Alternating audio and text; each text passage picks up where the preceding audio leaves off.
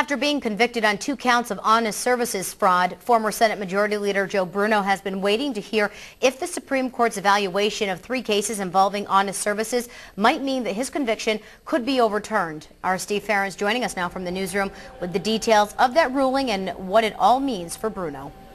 Well, that's right. That's the big question. What does this all mean for Joe Bruno? Basically, with the Supreme Court, it's not all or nothing.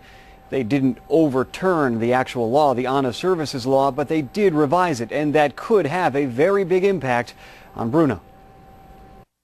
Good news for Joe Bruno. Yes, it's complicated. The Supreme Court ruling on 3 cases that relate to the same honest services law that former Senate Majority Leader Joe Bruno was convicted under. And attorneys like Tully Rinckey's Thomas Carr tell us it means Bruno may never serve prison time after being convicted on 2 counts. Even though the case didn't overturn the theft of honest services law, it narrowed it to such an extent that I think Joe Bruno is going to have a very, very strong argument that his conviction has to be overturned.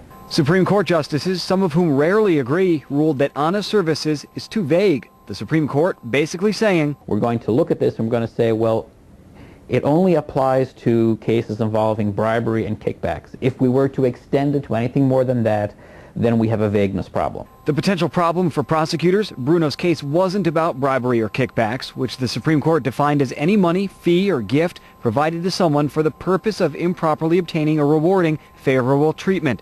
The defense can now argue this case was more about what the Supreme Court calls undisclosed self-dealing instead, which was a vague part of honest services they just struck down.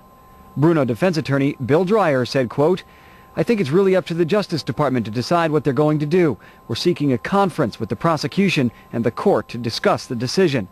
Joe Bruno also released a statement telling us, quote, "I've maintained faith and trust in the justice system since the very start, and the Supreme Court's decisions rendered earlier today reaffirm that belief.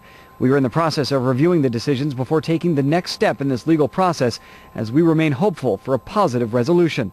So Bruno's fate once again in the judge's hands. Even if he rules against Joe Bruno and allows the sentence to go forward, then when the appeal is filed with the Second Circuit Court of Appeals, I think the Second Circuit will have another bite at the apple, in a sense. And they will obviously be trying to apply the Supreme Court's ruling. So the legal wrangling may continue as Joe Bruno now once again continues to wait to figure out where all of this leads him. In the newsroom, I'm Steve Farron.